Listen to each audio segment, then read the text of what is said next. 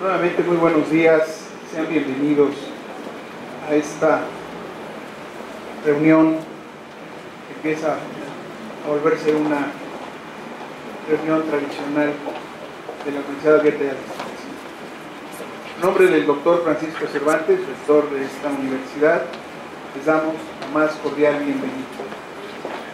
El día de hoy nos acompaña el doctor José Luis Abreu, está con nosotros aquí, y la maestra Susana Sosa, secretaria general de la universidad.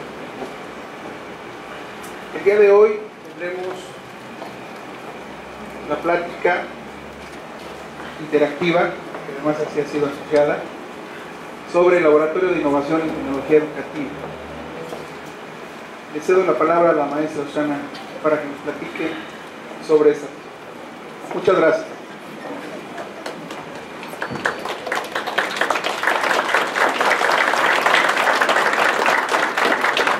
Muy buenos días, muchísimas gracias por acompañarnos. Bienvenidos a su casa de estudios a la Universidad Abierta y a Distancia de México. A nombre de nuestro rector, el doctor Francisco Cervantes Pérez, los agradecemos a todos, como siempre, a nuestros académicos, a nuestros invitados especiales que nos acompañan el día de hoy, porque para nosotros es de gran congratulación poder contar con la presencia hoy del instituto que hoy nos representa que hoy nos va a presentar, el día de hoy, lo que es el Laboratorio de Innovación en Tecnología Educativa.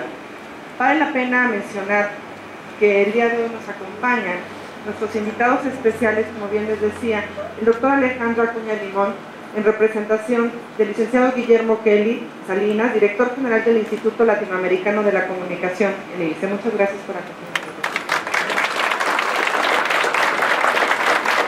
La maestra Rosa María Barba Varela, con representación de la doctora Judith Zubieta García, coordinadora de la Universidad Abierta y de Educación a Distancia de la Universidad Nacional Autónoma de México. Muchas gracias. Y por supuesto a nuestro, pues ahora sí que colega, colaborador, amigo de esta casa de estudios, el doctor José Luis Abreu León, director del Laboratorio de Innovación en Tecnología Educativa, quien el día de hoy nos dará favor de hacer la presentación oficial de este, ahora sí que el laboratorio, que nos va a ayudar en toda la dinámica que se trae dentro del modelo educativo de la propia universidad y obviamente compartido con los espacios de otras instituciones y de ámbitos académicos que puedan generar mejoras en la educación superior de este país.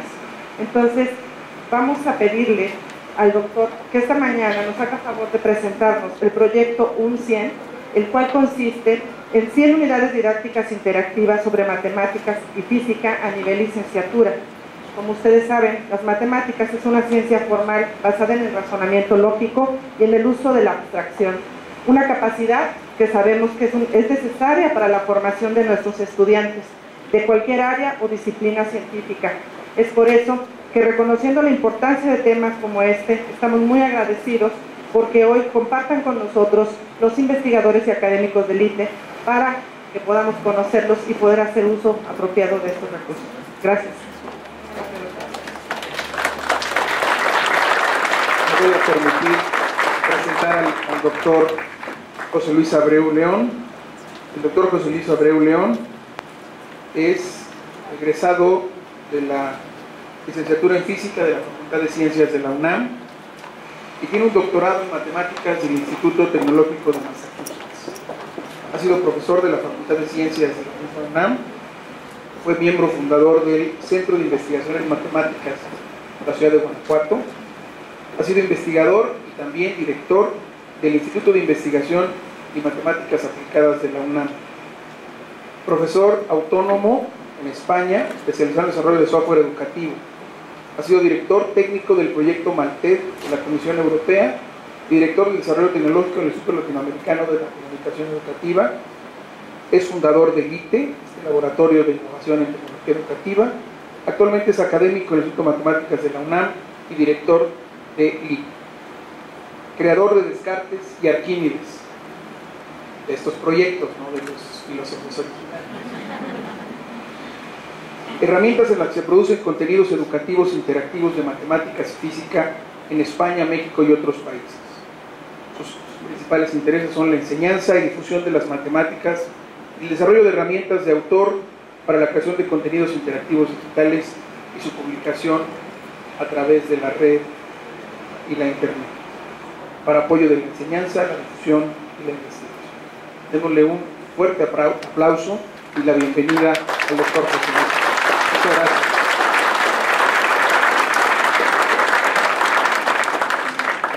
Muchas gracias. Pues es un honor para mí estar aquí y tener la oportunidad de presentarles los resultados de uno de los proyectos que ha desarrollado este laboratorio. Antes que nada quiero presentar un poco lo que es el laboratorio.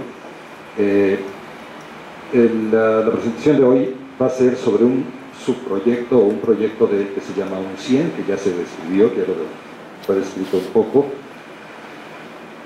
Los objetivos de este laboratorio del ITE son tres fundamentalmente: desarrollar recursos digitales educativos y distribuirlos libremente, desarrollar herramientas de autor de código abierto para generar este tipo de recursos educativos, y tercero, generar estrategias de apropiación por parte de maestros y alumnos de tales recursos y herramientas. Esos son los objetivos.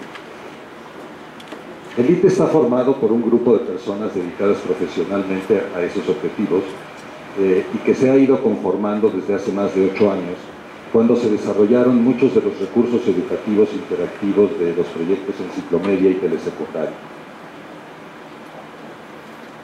El ITE ha colaborado con muchas instituciones y empresas, empezando por la Dirección General de Evaluación Educativa de la UNAM, el Ministerio de Educación de España, el Instituto Latinoamericano de la Comunicación Educativa, el Instituto de Matemáticas de la UNAM, la Coordinación de la Universidad Abierta y a Distancia de la UNAM, la Universidad Autónoma Metropolitana en Coajimalpa, la Editorial SM, el CIMAT, Centro de Investigación en Matemáticas de Guanajuato, el CINVESTAB, el Instituto Politécnico Nacional, el Centro de Modelación Matemática de la Universidad de Chile, la DGTIC de la UNAM, la Dirección Federal de Tecnologías de la Información y la Comunicación de la UNAM, esta propia universidad, la Universidad Abierta y a Distancia de México, y la Red Educativa Descartes, que son dos asociaciones civiles, una en España y una en Colombia, que se dedican fundamentalmente a lo mismo que nosotros.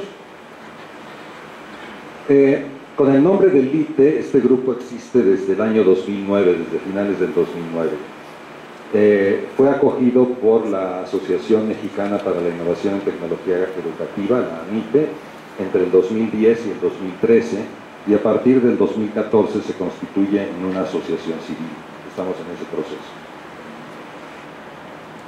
Hoy el ITE presenta uno de sus trabajos más recientes, que es el proyecto UNCIEN, el cual consiste en la elaboración de 100 unidades didácticas interactivas sobre matemáticas, física a nivel licenciatura. Este trabajo fue apoyado y financiado por el Instituto de Matemáticas de la UNAM, el Centro de Modelación Matemática de la Universidad de Chile, el CIMAT, la DGTIC, la Universidad Abierta y a Distancia de México, y principalmente por CONACYT. 90% de los recursos los dio CONACYT, así que agradecemos a CONACYT la oportunidad de haber financiado este proyecto. Es importante mencionar que en el desarrollo de este proyecto particular, el UNCIEN, el ITE contó con colaboradores de Chile, Colombia, España y México. Este trabajo está inmerso en una transición tecnológica que hemos estado haciendo en el ITE, que ha consistido en traducir o pasar todos los recursos y las herramientas que habíamos desarrollado anteriormente a JavaScript para HTML5, con el objeto de hacerlos accesibles a todo tipo de computadoras con cualquier sistema operativo y a dispositivos móviles, especialmente a las tabletas que están tan de moda y que estoy usando yo, por ejemplo. Lo que se va a presentar, todo está disponible en esa dirección que está ahí, no sé si la pueden ver, si quieren copiarla está bien.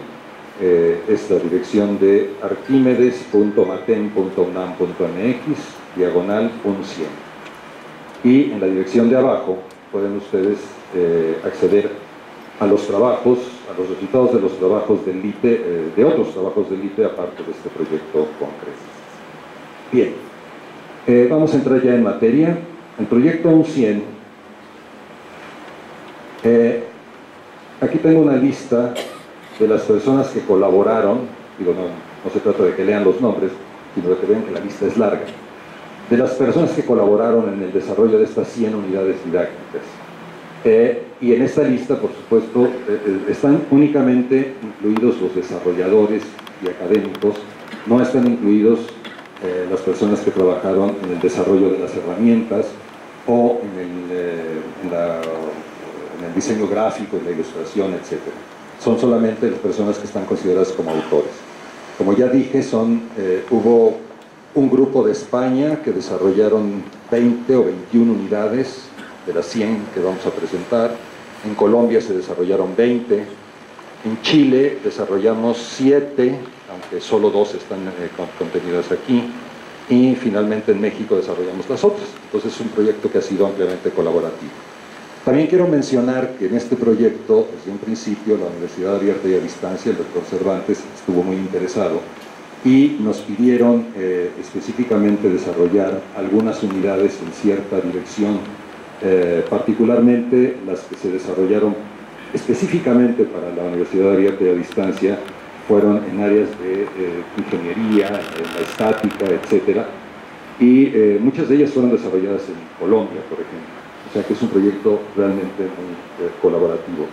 También sé que las unidades ya las están usando en la Universidad Abierta y a Distancia, lo cual nos da mucho gusto. Y finalmente,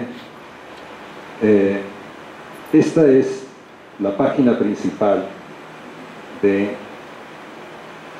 las unidades, que empieza con una lista de, son alrededor de 20, creo que son 19 temas en los que hemos agrupado.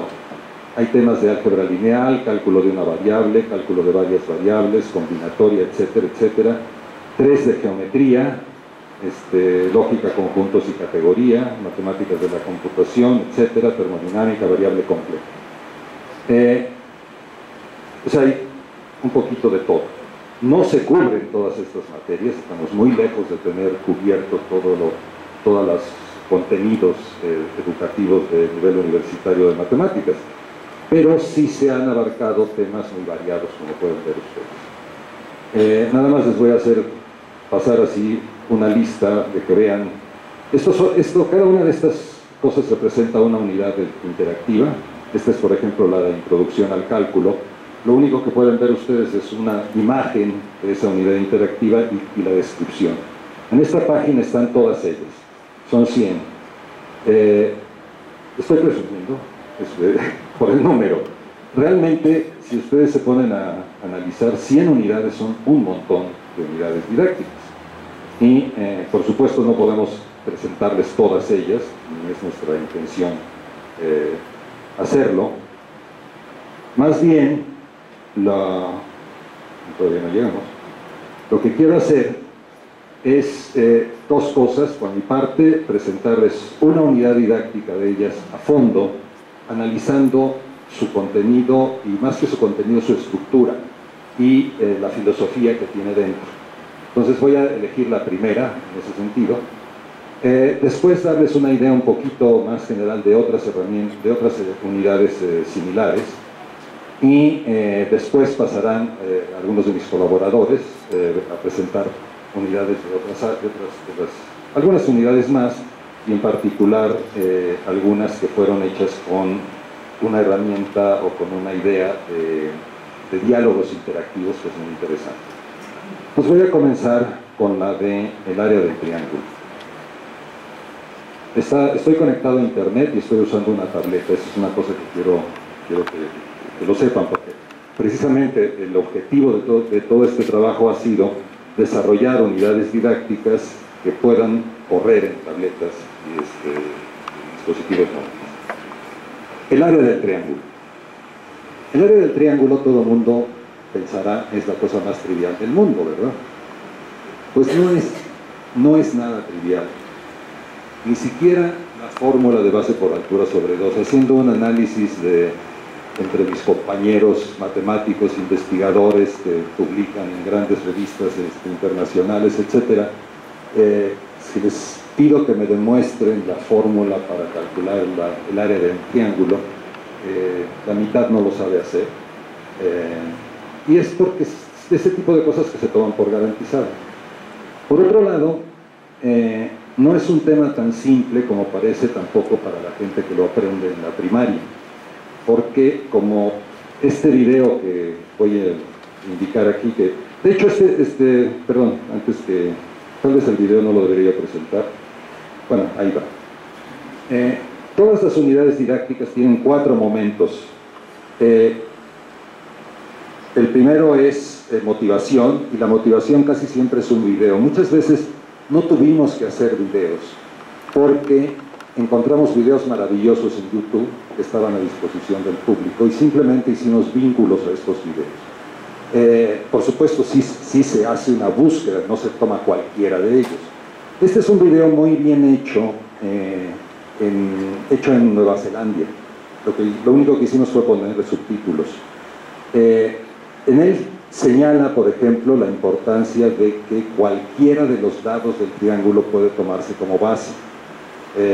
Y después, más adelante, señala que la altura del área del triángulo no depende de la forma del triángulo, o sea, se puede cambiar, ya lo verán más adelante, se puede cambiar esa forma siempre y cuando se mantengan la base y la altura iguales, se conserva el resultado. Esto es algo que no es trivial para los niños, para los muchachos. A ellos se les enseña que el área del triángulo es base por altura sobre 2 y lo creen, pero cuando se les pide que lo apliquen y se les pone un triángulo un poquito raro, no saben qué hacer. Si se les da un lado que está inclinado y se les da una altura que también que va hacia una base que no está horizontal, ya la mayoría de ellos ya no saben qué hacer. Entonces el video señala ese tipo de cosas y es muy útil, yo creo que más que para alumnos, para maestros. ¿De dónde sale el área del triángulo? ¿De dónde sale la fórmula del área del triángulo? En realidad sale de que todo triángulo se puede considerar la mitad de un paralelogramo. En el fondo lo realmente profundo es que el área de un paralelogramo es base por altura, esté recto o esté inclinado. Esa es realmente la idea. ¿Cómo sabemos que tiene la misma área este paralelogramo inclinado que el rectángulo con la misma base y la misma área? Pues una manera de hacerlo es esta. Partimos el paralelogramo, lo trasladamos, una de las partes que partimos y lo unificamos. Hemos visto que mediante un corte y una traslación, que en principio, por lo menos en nuestra idea, conserva el área, hemos podido transformar un paralelogramo en un rectángulo. Ahora, ¿cualquier paralelogramo se puede transformar en un rectángulo? Pues sí. Vamos a ver un caso un poquito más complejo. ¿Cómo transformaríamos este paralelogramo en un rectángulo? Pues cortamos, nada más que ahora no podemos cortar con una vertical, cortamos por una diagonal, trasladamos la parte derecha a la izquierda y con eso lo hemos convertido en un paralelogramo parecido al anterior, por lo cual podemos volver a cortar. Una vez hecho eso, ya podemos preguntarnos por otro tema que no es nada trivial. Decimos que, cuando hablamos del triángulo, decimos que da lo mismo cuál lado tomamos como base y cuál lado tomamos como altura. En el caso del paralelogramo, esto significa, fíjense que en un paralelogramo tenemos 2 lados fundamentalmente que podemos tomar como base y 2 alturas correspondientes. ¿Por qué? ¿Cómo estamos seguros de que el área que vamos a obtener es la misma? Aquí tenemos, por ejemplo, un paralelogramo y tenemos 2 bases, B y B' y 2 alturas, H y H'. ¿Cómo sabemos que que B por H es lo mismo que B' por H'? No es trivial. Realmente esto requiere de tener fe en una cosa que ya hicimos, que es partir el paralelogramo y convertirlo en uno de los rectángulos, luego partirlo de otra manera y convertirlo en el otro rectángulo, y entonces ver que hemos podido transformar el paralelogramo sin cambiar su área a un rectángulo y al otro. Esto en realidad está en el fondo de los fundamentos de la geometría. En realidad Euclides hizo todo esto paso a paso, y aquí simplemente lo único que hacemos es darles a los alumnos una primera visión de esto. Hay toda una discusión al respecto. Ahora, ¿de qué sirve saber el área del triángulo? Poderla calcular. Pues prácticamente toda la geometría parte de ahí. Por ejemplo, la demostración del teorema de Pitágoras, que está en el libro de Euclides, que la voy a hacer aquí, consiste en, bueno, tener un triángulo rectángulo. Aquí tengo cualquier triángulo rectángulo esencialmente, y la construcción que hace Euclides esencialmente es esta. Construye un cuadrado en uno de los catetos y construye ese otro triángulo que estoy poniendo ahí. ¿Qué relación hay entre el área de ese triángulo y el área del cuadrado? Resulta que ese triángulo tiene como base un lado del cuadrado y como altura el otro lado del cuadrado, precisamente. Entonces, ese triángulo tiene la mitad del área del cuadrado. Pero puedo construir otro triángulo, ese que estoy poniendo ahí, y que curiosamente es idéntico al primero. ¿Por qué? Uno de sus lados, AB, es igual al lado ZB del otro triángulo. El otro lado, el lado BD, es igual al lado BG. O sea, ambos son la hipotenusa del triángulo original. Los tienen dos lados iguales.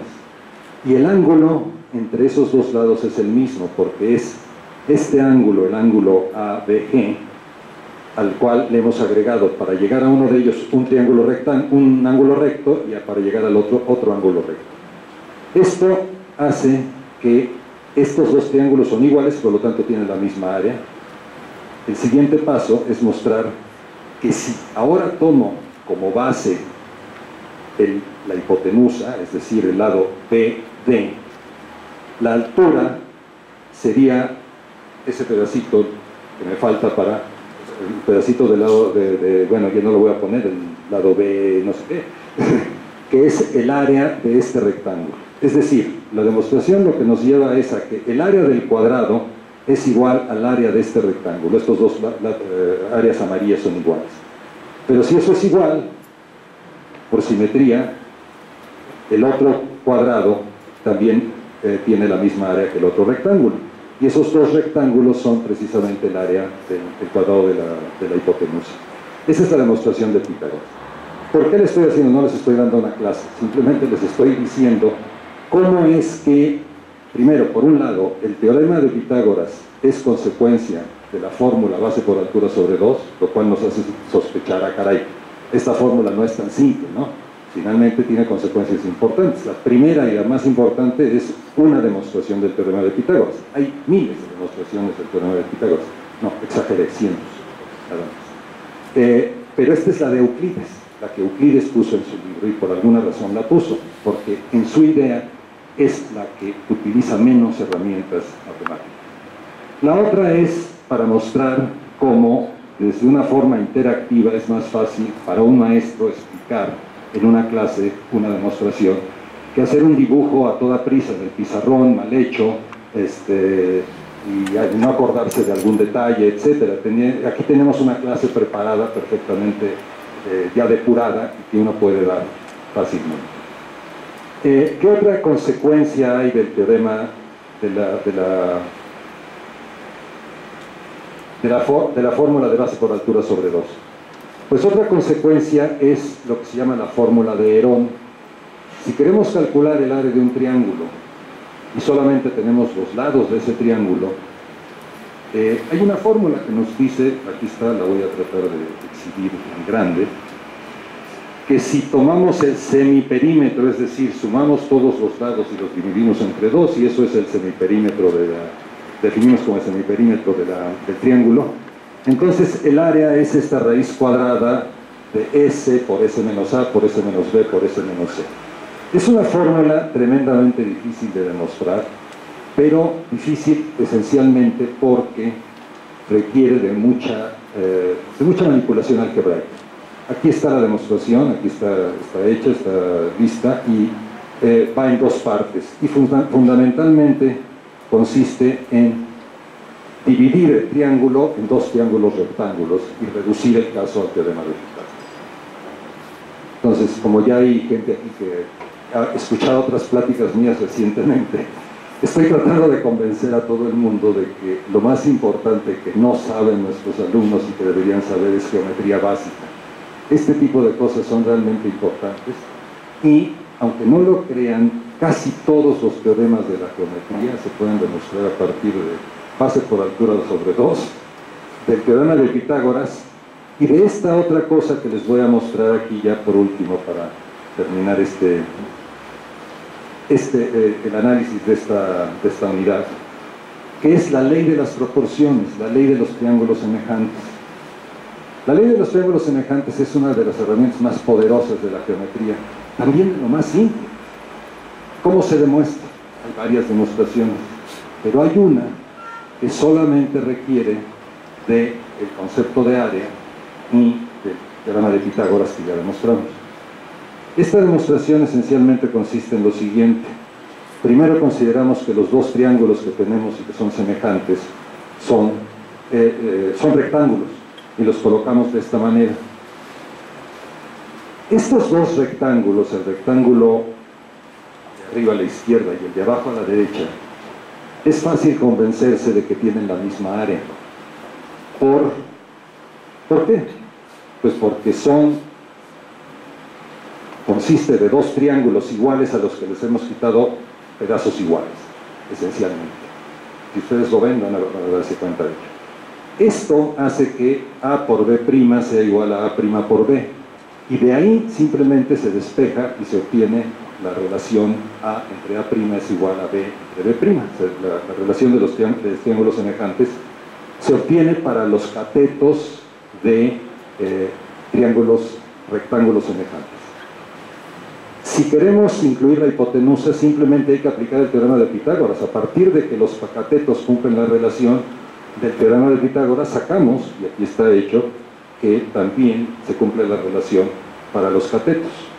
Y si queremos ya pasarlo a triángulos no rectángulos, pues simplemente partimos los triángulos no rectángulos en dos triángulos rectángulos que van a tener dos pares de triángulos rectángulos en donde va a haber semejanza, y jugando algebraicamente obtenemos el resultado. Bien, esto es un ejemplo de unidad didáctica. Como ven, es todo un estudio de la importancia de la fórmula base por altura sobre 2, de dónde viene y qué consecuencias tiene, qué importancia tiene. Esto es más o menos una de las 100 unidades que tenemos. Las 100 unidades que hemos desarrollado esencialmente cubren un contenido similar en cuanto a profundidad, en cuanto a volumen.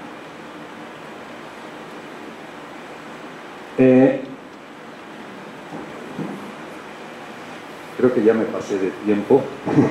Ya no voy a más que mostrarles una más, porque si no, no le voy a dar tiempo a mis colaboradores. Solamente les quiero mostrar una escena más, que es la típica escena de el cono cortando a un plano, o un cono cortado por un plano, pero con la ventaja de que aquí podemos mover el cono, podemos inclinarlo y obtener en el lado derecho las diferentes curvas cónicas. Por ejemplo, ahí tenemos un círculo, porque el cono lo hemos hecho con su eje perpendicular al plano, y aquí podemos aumentar el círculo, cambiar el círculo de lado. Simplemente podemos hacer que los alumnos vean con mayor facilidad esta idea de que las curvas cónicas son la intersección de un cono con un plano. En fin, hay una enorme cantidad de unidades didácticas, todas son, hay una que me gustaría muchísimo no enseñar, pero sí señalar, que creo que es particularmente buena. Perdón, voy a entrar a la, nada más para...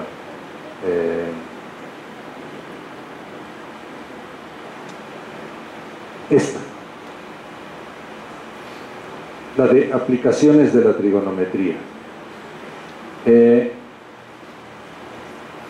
Es una unidad que fue hecha en España por una profesora que se llama Elena Álvarez Sáiz, que realmente es una joya porque es perfectamente compacta en cuanto a la teoría, presenta la teoría, el teorema del seno y el teorema del coseno, lo que nosotros en México llamamos la fórmula de los senos y la fórmula del coseno, y después presenta problemas típicos que se resuelven con estas fórmulas y los presenta catalogados uno por uno y hace que los alumnos puedan responder, puedan utilizar las fórmulas para responder y pueden evaluar los resultados.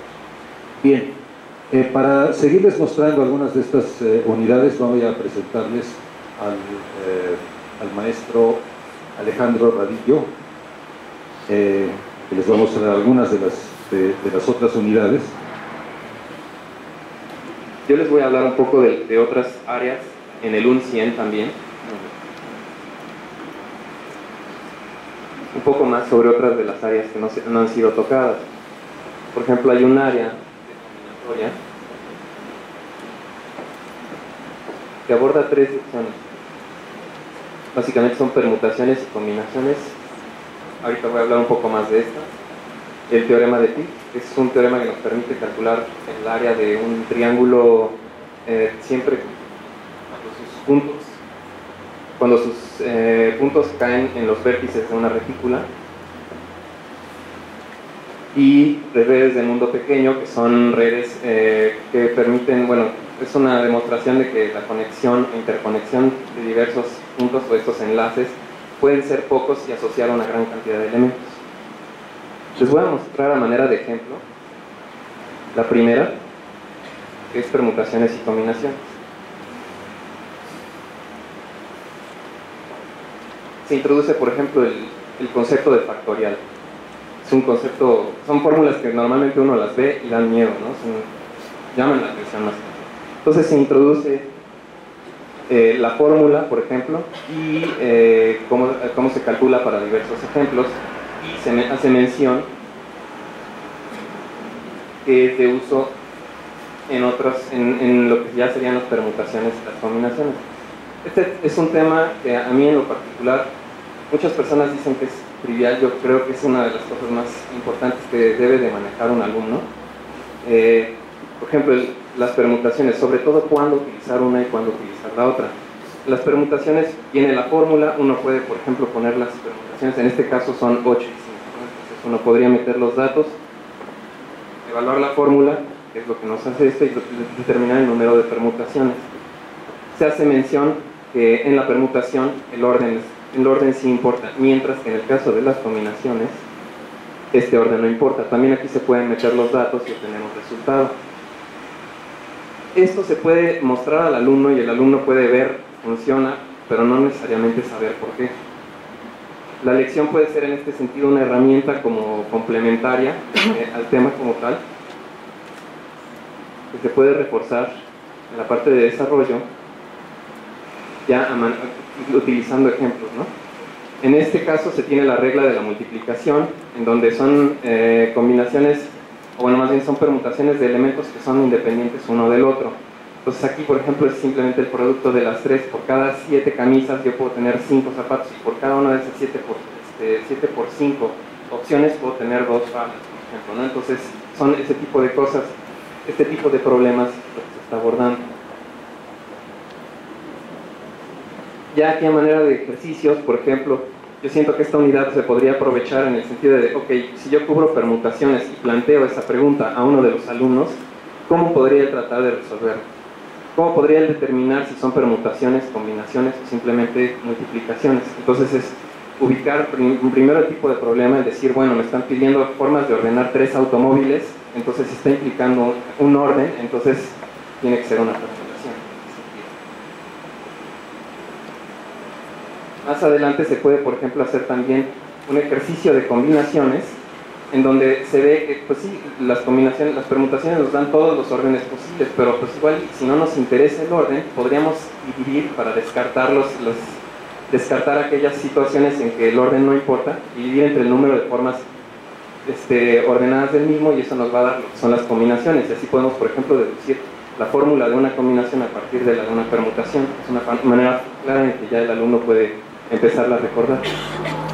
Bueno, finalmente en el cierre, por ejemplo, de estas se incluyen ejercicios en donde se hace todavía más clara esta relación. Se hace un ejercicio, por ejemplo, para lo que sería con dígitos puestos arriba, un problema de multiplicación, o sea, si se puede repetir el número, entonces, ¿cuántas formas de escribir números, en este caso de 4 dígitos hay?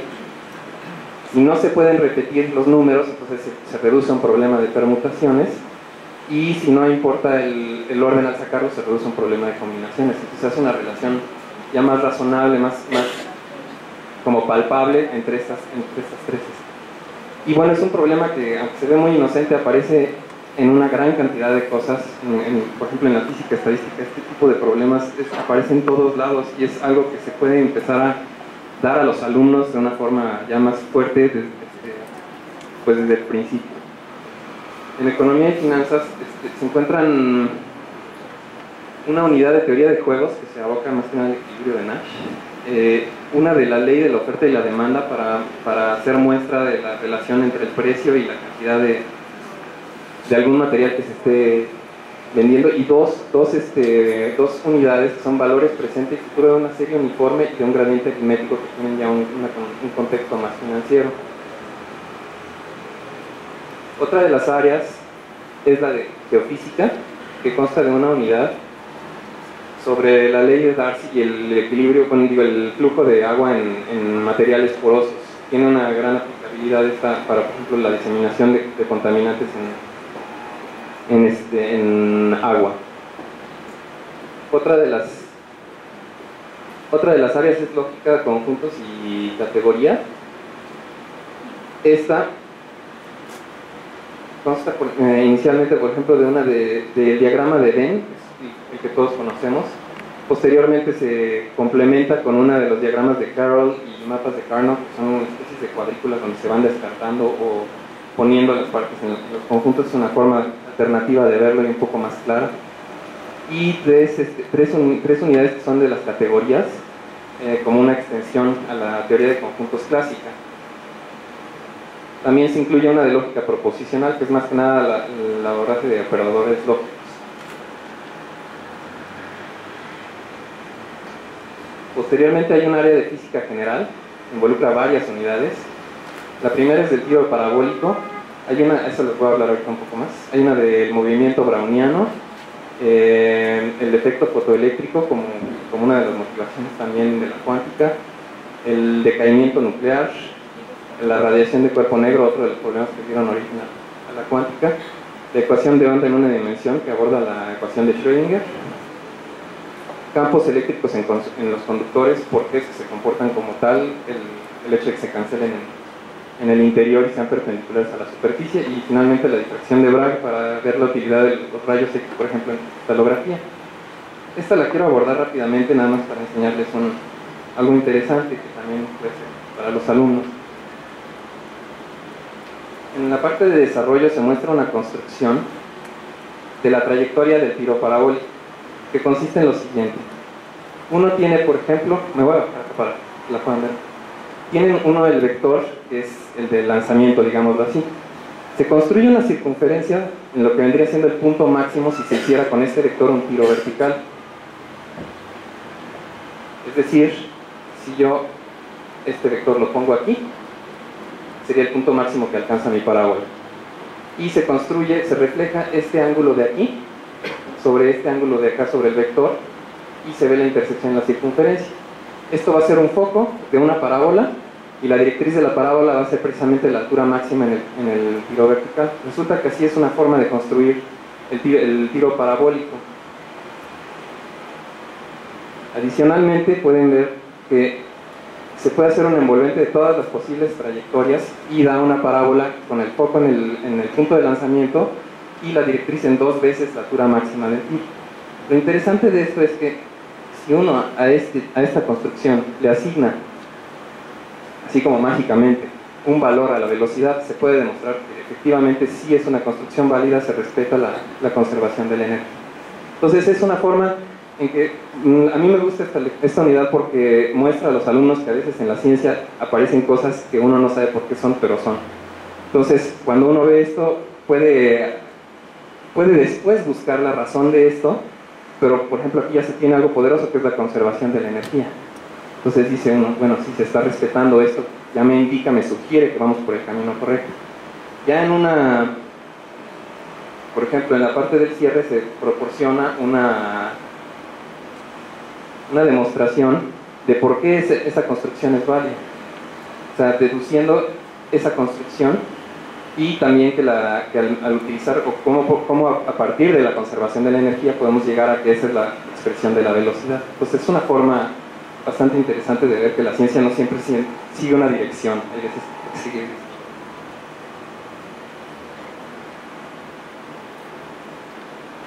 Otra de las áreas es matemáticas de la computación. Consta de 2 lecciones. Una es tipos de datos y variables, que se aboca más que nada a las variables, a los tipos de datos y las variables en la programación, y algoritmos de ordenamiento de diversos tipos de datos.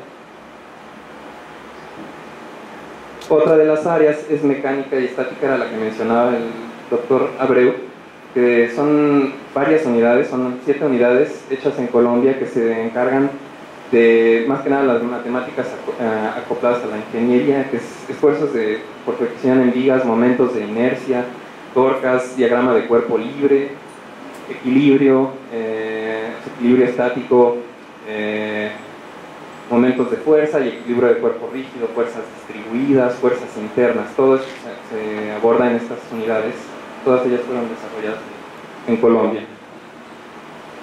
Otra de las áreas es métodos numéricos, que aborda los métodos de derivación numérica hacia adelante, hacia atrás, centrales, integración numérica, método de Simpson, del trapecio, problemas de mínimos cuadrados, el ajuste de curvas a un conjunto de puntos, métodos de punto fijo y resolución numérica de ecuaciones, estas 2 últimas abocadas sobre todo a la resolución, el encontrar raíces para ecuaciones que no las tienen directamente.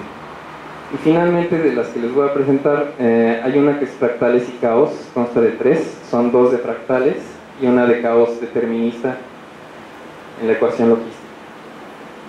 Esta me gustaría presentarla más que nada por el asunto de que el alumno pueda ver también la forma de que se puedan hacer simulaciones por computadora. Básicamente se da una forma de calcular una dimensión fractal en la unidad anterior para fractales no aleatorios, y en esta se abordan los fractales aleatorios. El que se usa como muestra es un fractal, es simplemente un fractal que se construye a partir de hacer una partícula difundirse, o sea, caminar con movimiento browniano, que puede escapar de un cierto radio y ser descartada, o pegarse a la partícula o cúmulo central y quedarse adherido, y así va creciendo el fractal. Ahorita hemos tenido muy mala suerte, todas escapan, pero créanme, algunas quedan ahí. Y finalmente, cuando uno hace este tipo de... Cuando uno hace esto, pero se salta la parte de la animación, por ejemplo, aquí estoy considerando que quiero un fractal que adhiera a 200 partículas. Lo genero sin animar, se tarda, a veces pregunta si deseo el script, pausar el script o no, pero hay que decirle que no, eso está explicado en la introducción de esta. Y finalmente va a generar un fractal. Lo curioso es que ese fractal nos es bastante familiar. Tarda un poquito, pero ahorita. O creo que les va a parecer familiar. Como que le den forma de algo, ¿no? A este fractal se le pueden... no alcanzo a ver. Se le pueden calcular los extremos y hacer ese análisis de su dimensión fractal así metiéndole en una caja que se llama el Box Counting Method y me da una dimensión fractal de 1.54, me parece que es. Esta caja se puede acomodar y mostrar y enseñar cómo cambia esa dimensión fractal a partir de cambios en la caja. Como también nos interesan fractales muy grandes, se proporcionan aquí algunos ejemplos ya precorridos que son muy grandes. Entonces, pues a mí esto me parece un coral o me parece una descarga eléctrica, ¿no? Entonces es parte de lo que busca la lección o la unidad, es mostrar cómo diversas cosas como el crecimiento de bacterias o una descarga eléctrica o simplemente el adherir partículas, todos tienen una misma dimensión fractal. No vamos a encontrar dos copos de nieve con la misma forma exactamente, pero tienen la misma dimensión fractal, y la dimensión fractal es una forma de darle una huella digital a todos los procesos que comparten la misma formación. Se me hace algo muy interesante y que puede animar a los alumnos a entrar a este tipo de temas. Y pues bueno, eso sería lo que a mí me gustó presentarles, y los dejo ahorita en compañía de Tina Cristal. Bien, a continuación les voy a hablar un poco de los 5 recursos que se desarrollaron para el tema de la termodinámica. Y estos 5 recursos, junto con otros 2 más, que están en la visión, en el área temática de física general, se desarrollaron como lo que llamamos diálogos inteligentes. Estos diálogos inteligentes, bueno, lo que son recursos que permiten que el alumno vaya aprendiendo, dialogando, escribiendo en el campo chat, con un tutor invisible enlatado en la máquina. Entonces este tutor le va haciendo preguntas al alumno con el objeto de ir ahondando cada vez más en un tema. Y ya dependiendo de las contestaciones muy específicas que da el alumno, el diálogo se va a empezar a diversificar, ramificar, justamente porque estas contestaciones, pues a fin de cuentas, son reflejo de los conocimientos previos que trae el alumno, su nivel de comprensión de los temas que están abordando. También, a fin de cuentas, como él se puede expresar en lenguaje natural, también reflejan pues, su capacidad justamente de expresión verbal. Entonces, lo que esa herramienta es en la medida de lo posible, simular esa dinámica didáctica que se da en el salón de clases, con esa pregunta, esa dinámica de pregunta-respuesta, retroalimentación que se da entre un tutor y un alumno.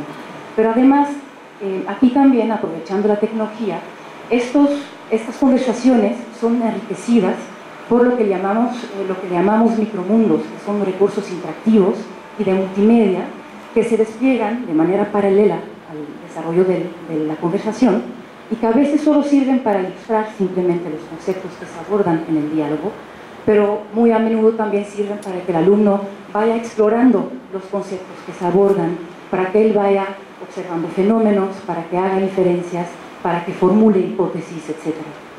Entonces, me gustaría ahora pues, mostrarles rápidamente los 5 diálogos que se desarrollaron para termodinámica. Más al rato le voy a entrar al primero, que es el de leyes de los gases. Ahora simplemente indicar cuáles son los conceptos que se aborden en cada uno. De hecho, a diferencia de cómo está indicado aquí, el primero de los 5 es el de las leyes de los gases. Además, dicho sea de paso que aunque esos diálogos son autocontenidos, o sea, es perfectamente posible consultar cada uno de manera separada, sí, sin embargo, es deseable, digamos, que se recorran, que se consulten en el orden en que fueron pensados, porque a fin de cuentas, pues sí, es un conjunto de contenidos en donde los conceptos se van desarrollando uno de la mano, digamos, del otro.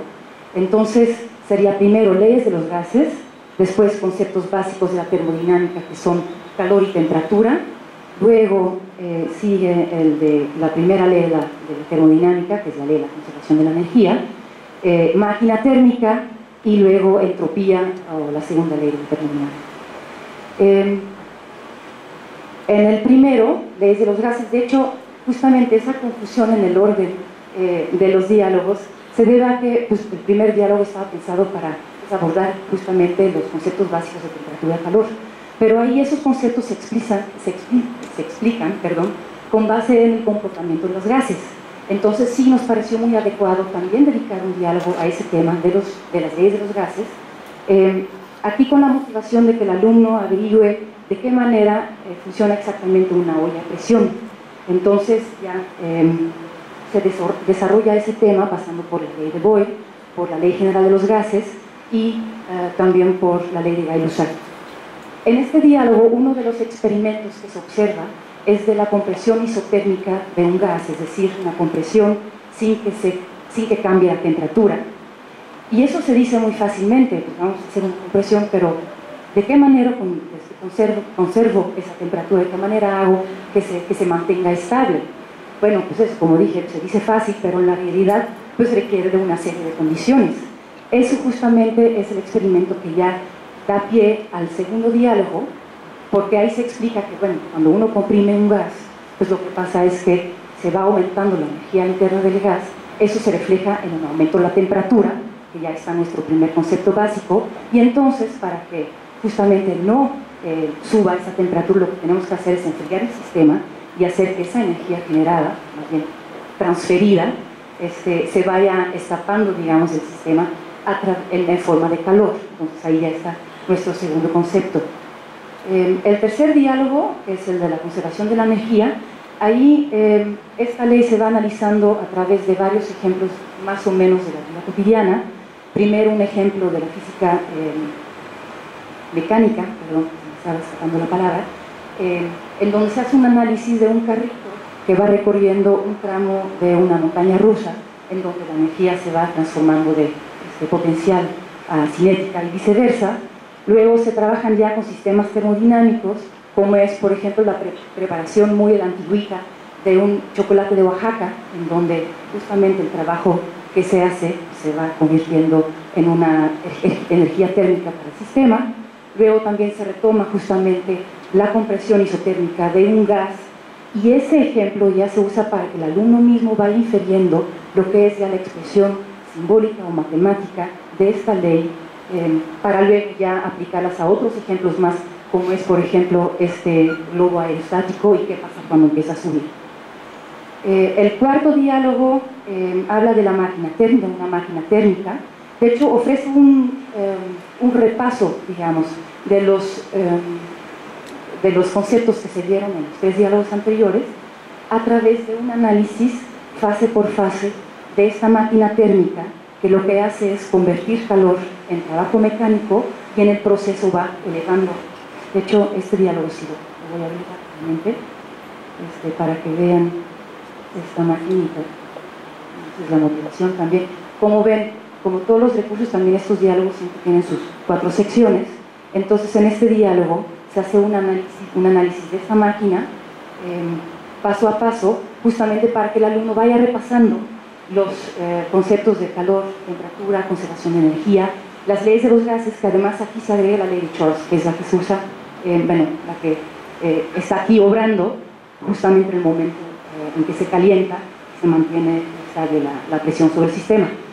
Bueno, ese es el cuarto diálogo. Ya el quinto es un diálogo que habla de la entropía, y de hecho creo que es uno de mis favoritos. Aquí la motivación que se le da al alumno consiste en un cuento de Isaac Asimov que se llama La última pregunta, en donde unos técnicos, unos académicos le hacen la pregunta a esa poderosa máquina computadora que se llama Multivac, de si es posible revertir la cantidad de entropía en el universo.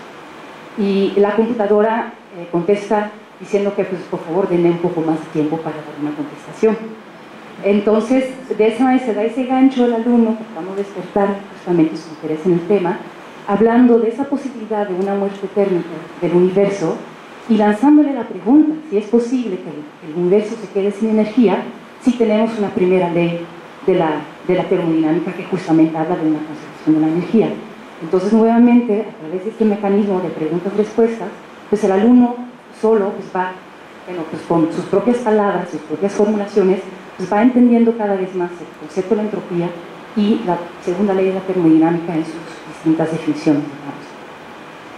Bien, hasta aquí la presentación temática de los diálogos. Ahora me gustaría mostrarles rápidamente el primer diálogo, que es el de las leyes de los gases. No se preocupen, no lo voy a mostrar completamente, solo una primera parte para que se den cuenta cómo es justamente esta funcionalidad de los diálogos, de qué manera interactúa el alumno con este tutor digital. Como dije, pues hay aquí una motivación que plantea, plantea la interrogante de qué manera funcionan las ollas a presión. El inicio, de manera muy breve, da a entender al alumno, y así es en todos los diálogos, que va a conversar con este tutor digital para pues, ahondar en un tema, que en este caso es el de las leyes de los gases. Y luego viene el desarrollo, y aquí ya estoy en la interfaz dialogal, que siempre consiste de una parte derecha, en donde se despliega el chat, y de un lado izquierdo, donde aquí se está mostrando un primer micromundo interactivo. La letra es un poco pequeña, entonces creo que para los que están más hacia atrás resultará un poco difícil leerlo, lo leeré en voz alta.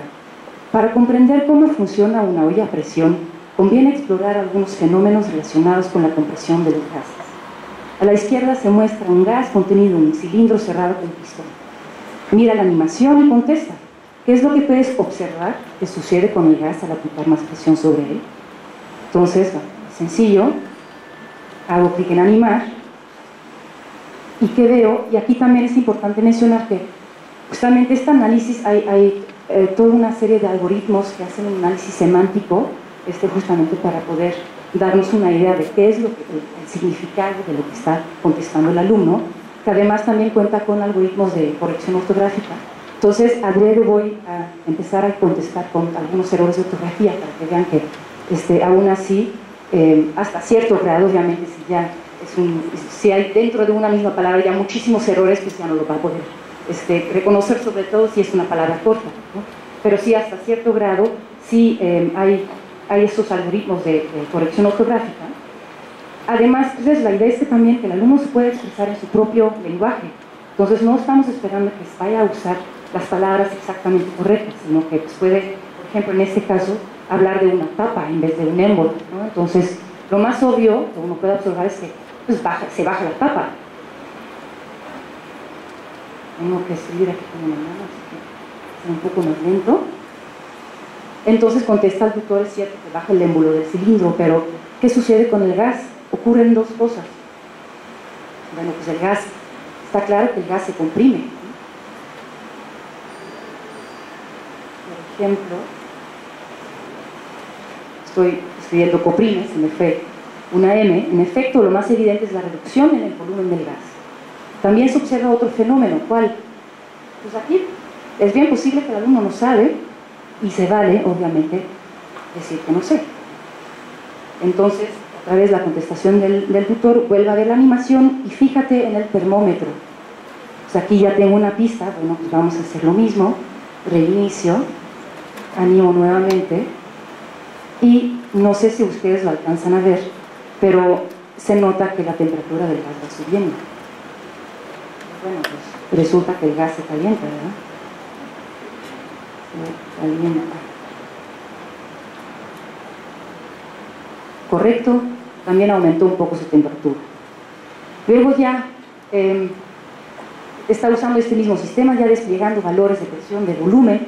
Entonces ya se le va a pedir al alumno que haga un cálculo, que haga una observación de qué manera se relacionan, en este caso, las variables de presión y volumen, manteniendo justamente constante la temperatura, con la idea que él, a través de su observación, va infiriendo la ley de Boyle. Y lo voy a dejar hasta aquí, creo que ya consumimos mucho de su tiempo. Gracias, creo que le paso otra vez la palabra a José Luis. Gracias, Tina.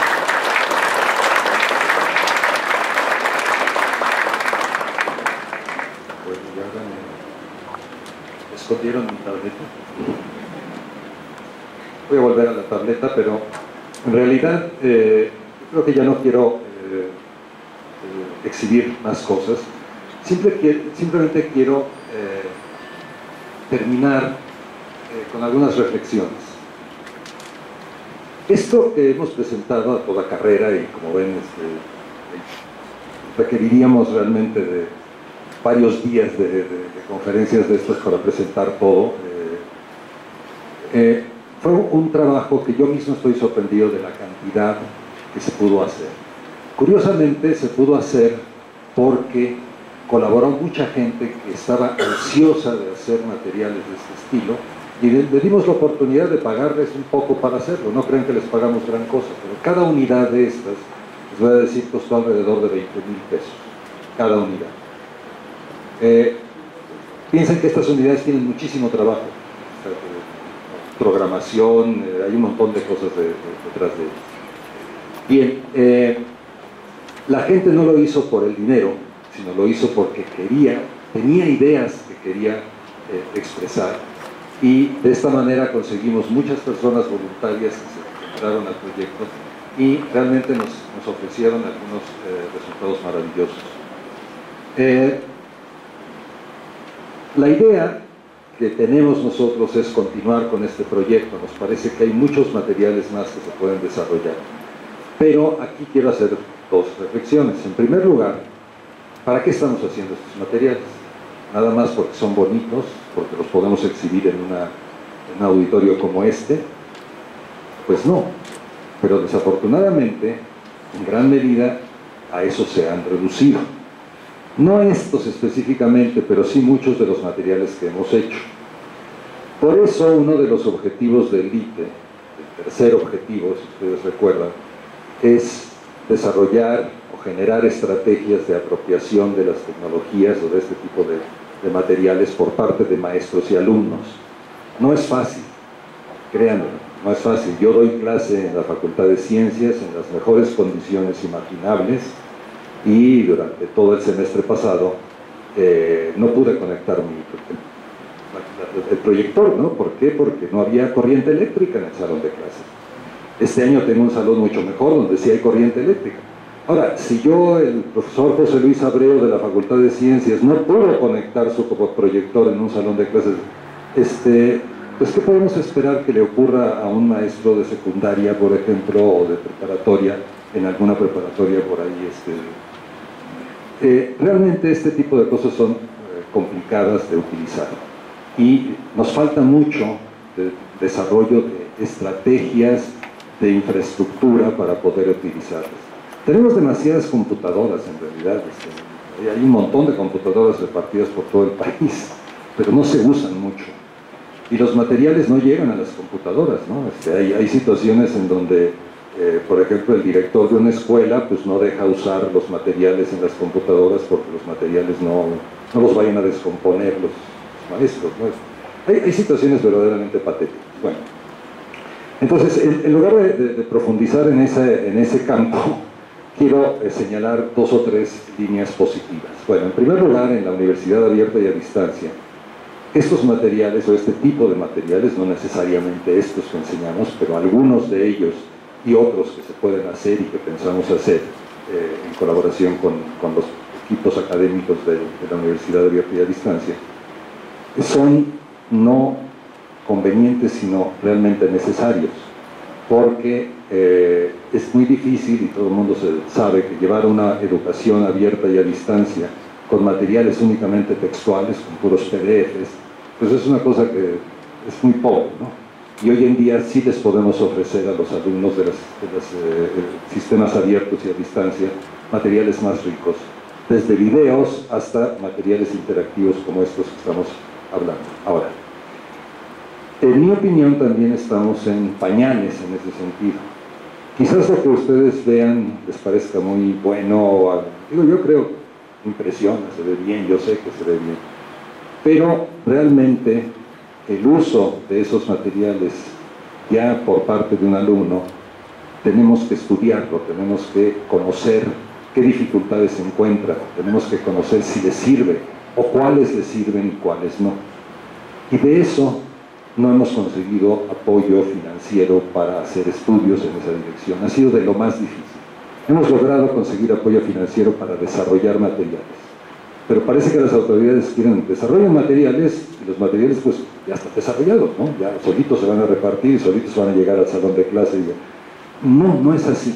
Ni sabemos cómo llegan al salón de clase, ni sabemos si se utilizan, ni sabemos si los materiales son buenos o no. Ahora, ¿tenemos alguna idea de que este tipo de materiales sea útil?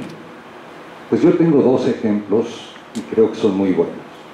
Uno es en España. En España, no este tipo de materiales, sino materiales más sencillos, pero que fueron desarrollados por el cuerpo de profesores de secundaria y bachillerato de España, han sido utilizados durante años ya, continuamente en el salón de clase. Muchas de las clases de matemáticas en España se dan en los salones de computadoras, utilizando materiales mucho más sencillos de los que ustedes acaban de ver, hechos por los propios profesores. Quizás una de las claves está en eso, que sean los profesores mismos los que se involucren en desarrollar materiales, porque ellos, habiendo desarrollado esos materiales, es más fácil que se los recomienden a los alumnos o que les pidan a los alumnos que los utilicen. Unos materiales que hizo la SEP, el CONACYT o quién sabe qué institución de la cual ni la conozco ni le tengo respeto, pues no me interesa utilizarlos, ¿no? Esa es una reacción más o menos natural por parte de los maestros. De esto que les estoy diciendo no me voy a detener en explicarles cómo hay datos objetivos, pero existen muchos datos objetivos de que esto que está ocurriendo en España desde hace varios años funciona y funciona bastante bien. Y por último, tuve la agradable sorpresa de que algunos de los materiales que hicimos aquí y otros que no están en este grupo, pero que fueron desarrollados también el año pasado en colaboración con la Universidad de Chile, con el Centro de Modelación Matemática de la Universidad de Chile, fueron son materiales que fueron desarrollados para apoyar la formación inicial de maestros en el área de matemáticas, maestros de educación básica. Pero a los maestros de educación básica en Chile se les está tratando de enseñar matemáticas bastante seriamente. Ha habido un movimiento ya bastante, muy grande en este sentido, hay varios años que llevan trabajando en ello, y nos pidieron que les desarrolláramos con ellos unos cuantos materiales para apoyar, materiales interactivos para apoyar la educación de maestros. Ellos sometieron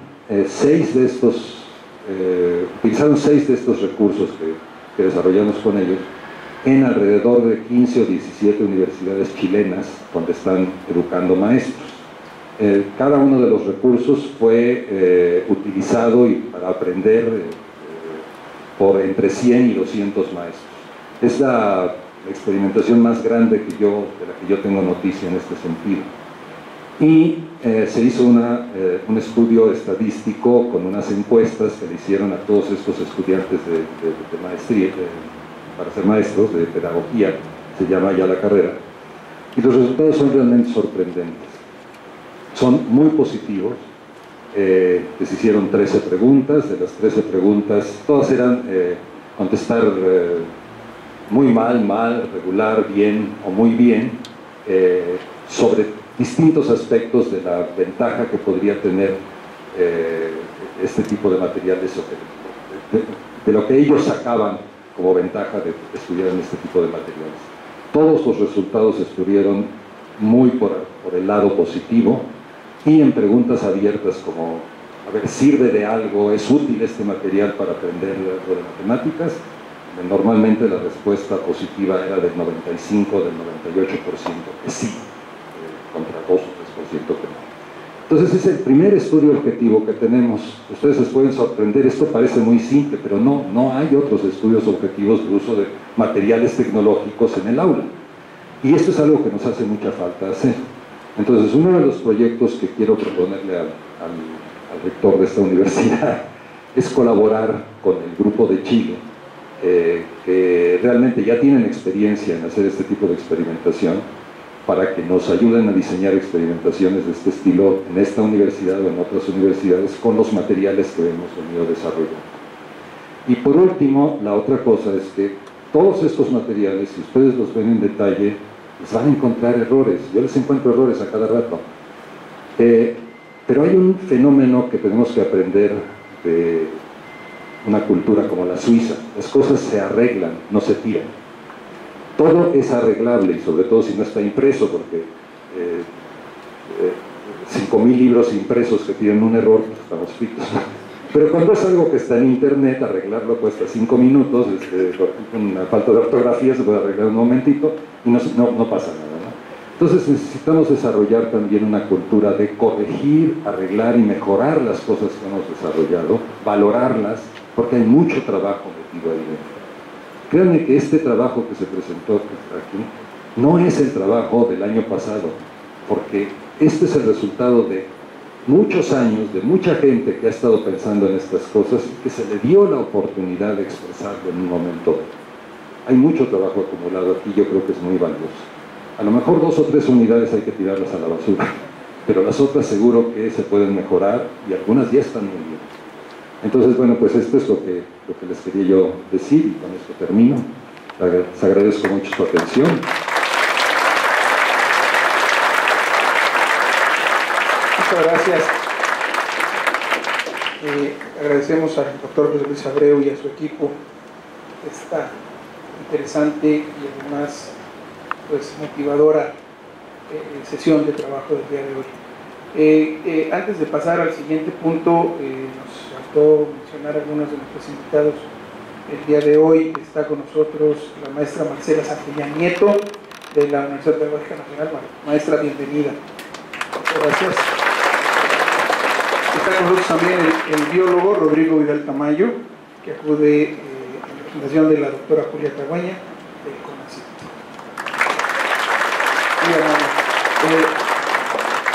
Efectivamente, como mencionaba hace un momento el doctor Abreu, podríamos pasar un buen rato escuchando diferentes puntos sobre las experiencias que se han vivido en todo este trabajo. Pero bueno, el tiempo de todos también en este momento tiene un valor y vamos a pasar a una sesión de preguntas. Ya les han pasado por ahí un formato, nos han hecho llegar, ya nos tiene la maestra Susana, y vamos a dedicar un tiempo para estas preguntas. Adelante, maestra. Bueno, pues ha generado bastante interés. Yo creo que, como en otras ocasiones, vamos a ser concretos en algunas preguntas. Las que resten, vamos a hacérselas de entrega aquí al doctor, y ya posteriormente pues le pediríamos que nos haga favor de contestarlas de manera directa. Principalmente están basadas en cuáles son estas, si podría volver a comentar las 4 etapas en el diseño de estos materiales, ¿cuáles son? Por favor. Sí, las 4 etapas son 4 momentos educativos o pedagógicos que los mencioné, pero solamente mencioné el primero. Es motivación, o sea, creemos que todo alumno necesita una motivación para interesarse en un tema, y eso es lo que generalmente aprovechamos videos, a veces de confección propia, a veces videos que estaban en YouTube, que hay una gran cantidad de material interesante en este sentido. Después, pues un inicio, que es una introducción al tema, un desarrollo ya obviamente del tema y un cierre, las conclusiones. Cada persona que desarrolló los materiales interpretó los momentos de inicio, desarrollo y cierre quizás de distinta manera, pero siempre con una intención más o menos clara de que sea un primer paso, luego la carnita, digamos, donde está el desarrollo, y en el cierre una puesta de un resumen, unas conclusiones, a veces simplemente una presentación en forma de texto de lo que se había visto anteriormente. Esos son los 4 momentos: motivación, inicio, desarrollo y cierre. Hay un punto adicional que se llama información, en el cual se describe toda la unidad completa para propósitos de que una persona no tenga necesariamente que recorrerla, pueda en papel, imprimiendo lo que está en la parte de la información, pueda enterarse con bastante detalle de en qué consiste la unidad. La duración en la elaboración de la unidad. La duración, ¿cuánto les lleva conformar una unidad de este tipo? Pues las 100 unidades se desarrollaron en 6 meses por un grupo de alrededor de 25 o 30 personas. O sea, cada persona le cuesta desarrollar una unidad de estas entre un mes y un mes y medio aproximadamente, de promedio. Hay unidades que se desarrollan más rápidamente. La misma persona puede desarrollar una unidad en una semana o en un mes y medio, según la complejidad o de la que encuentre. Si si ya tienen desarrolladas innovaciones en el tema de las ciencias sociales, en el tema de electricidad y magnetismo, en la química, en el área de la química. No, precisamente en esas unidades, nosotros en este grupo de unidades no. Hemos trabajado en algunas ocasiones en desarrollo de unidades, en particular Tines Talman ha trabajado algunas cuestiones de ciencias sociales, también de química, pero no hay materiales recientemente elaborados. ¿Por qué hago insistencia en lo de reciente? Porque los que han sido elaborados recientemente son los que son accesibles por tableta. Hoy, en HTML5, hoy en día no nos atreveríamos a sugerir que se desarrollen materiales en Java o en Flash, porque sería realmente un poquito un desperdicio, ¿no?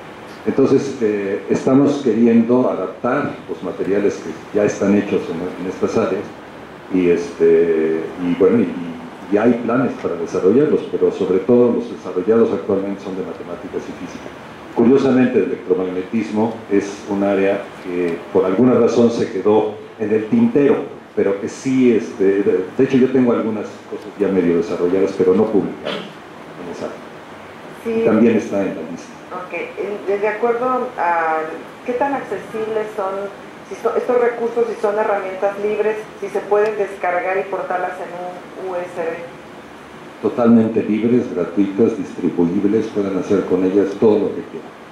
Para eso fueron hechas, por eso fueron pagados por el gobierno de México, para que sean de uso totalmente libre. Se pueden descargar en formato de zips y se pueden distribuir y se pueden poner en páginas web propias o de instituciones.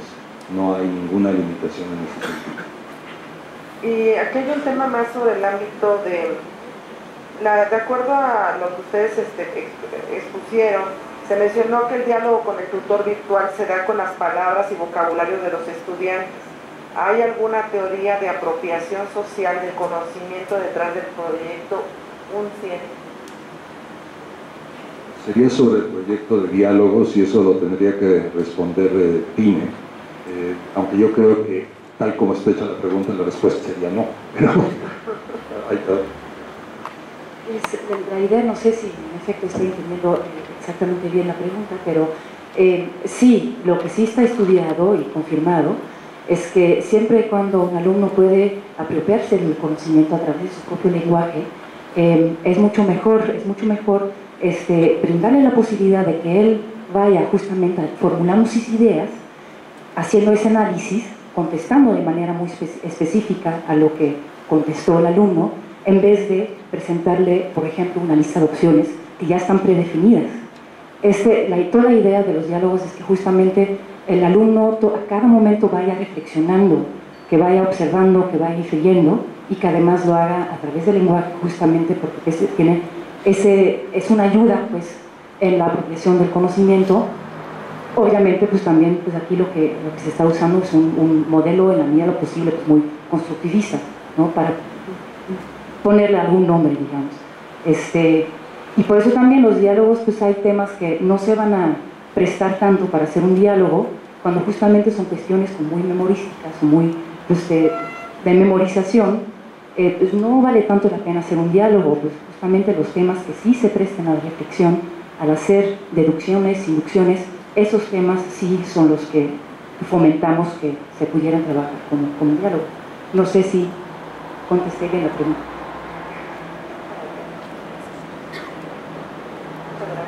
Yo quisiera agregar algo a esto. Un punto en el que no se ha insistido en este asunto de los diálogos, es que la herramienta, el sistema con el que el programa analiza la respuesta del alumno es un sistema muy rico, que se ha trabajado mucho en él. Tini insistió en que era capaz de distinguir errores de ortografía, sí, pero es capaz de mucho más, de distinguir, por ejemplo, palabras equivalentes o palabras sinónimos o palabras que son cercanas en un primer nivel o hasta en un segundo nivel, para poder acercarse a que el programa sea capaz de entender lo que el alumno escribió. Entonces no está esperando una pregunta una palabra específica en la respuesta, sino está esperando toda una colección de palabras que son sinónimas o semejantes. De hecho, es mucho más complejo de eso. Está esperando una expresión lingüística o una serie de expresiones lingüísticas posibles, ¿no? Es algo bastante complejo y quería insistir. Bueno, y por último, doctor, en realidad, ¿dónde hoy este laboratorio o los recursos que se han construido, dónde se están aplicando actualmente? Bueno, estos recursos actuales, los del UN-100, que son los más recientes, pues apenas fueron publicados en enero de este año, sabemos que se están utilizando ya en la Universidad de Oriente de Distancia, se los entregamos. De hecho, fue aquí donde nos sugirieron y nos dieron una primera organización en subtemas, y me acaban de informar que efectivamente ya están puestos en la red de la universidad y los alumnos ya están empezando a utilizarlos.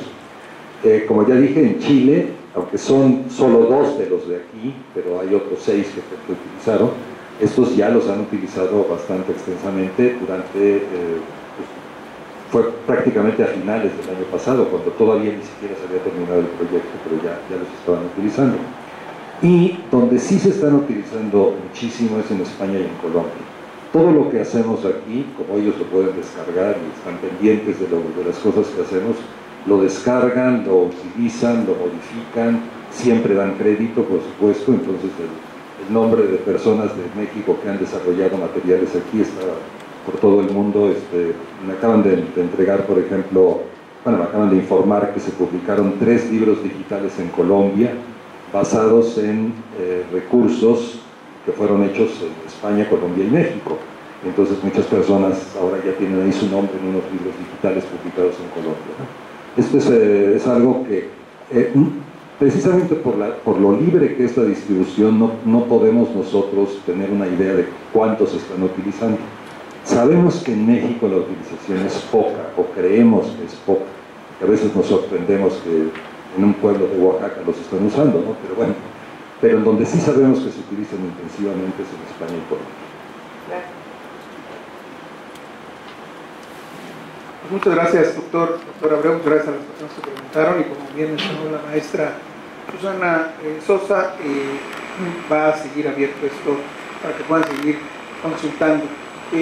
Comentamos que este material está disponible en la página, el portal de la Universidad Abierta de Distancia, a todo el mundo. Entonces está ya a través de un micrositio, se puede acceder a él, y en el caso de la propia universidad lo tenemos dentro de la intranet, entonces también se puede acceder a él de la misma manera. Entonces, nuevamente muchas gracias, y pues, un fuerte aplauso para el doctor Abreu y su equipo que nos acompañaron el día de hoy. Muchísimas gracias, maestra.